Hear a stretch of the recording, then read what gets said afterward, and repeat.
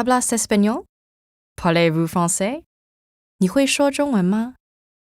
If you answered sí, oui, or 会, and you're watching this in English, chances are you belong to the world's bilingual and multilingual majority.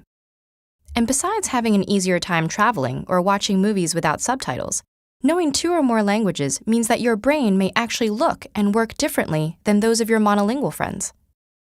So, what does it really mean to know a language? Language ability is typically measured in 2 active parts, speaking and writing, and 2 passive parts, listening and reading.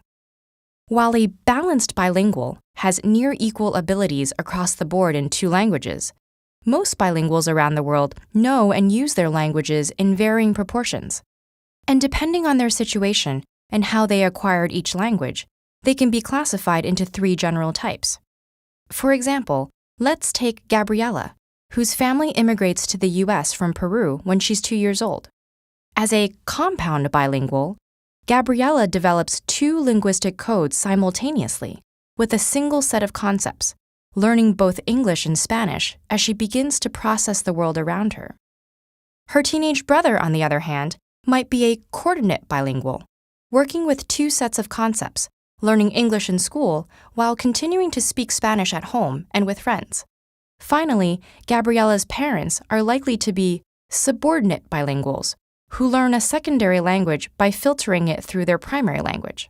Because all types of bilingual people can become fully proficient in a language regardless of accent or pronunciation, the difference may not be apparent to a casual observer.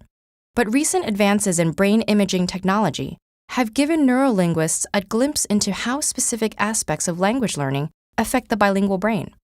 It's well known that the brain's left hemisphere is more dominant in analytical and logical processes, while the right hemisphere is more active in emotional and social ones. Though this is a matter of degree, not an absolute split. The fact that language involves both types of functions, while lateralization develops gradually with age, has led to the critical period hypothesis. According to this theory, children learn languages more easily because the plasticity of their developing brains lets them use both hemispheres in language acquisition, while in most adults, language is lateralized to one hemisphere, usually the left.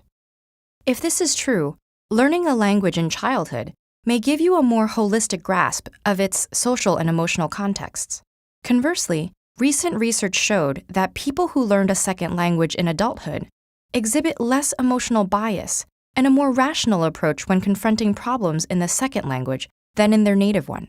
But regardless of when you acquire additional languages, being multilingual gives your brain some remarkable advantages.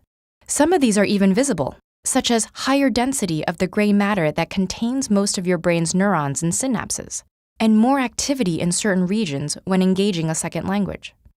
The heightened workout a bilingual brain receives throughout its life can also help delay the onset of diseases like Alzheimer's and dementia by as much as 5 years. The idea of major cognitive benefits to bilingualism may seem intuitive now, but it would have surprised earlier experts. Before the 1960s, bilingualism was considered a handicap that slowed a child's development by forcing them to spend too much energy distinguishing between languages, a view based largely on flawed studies.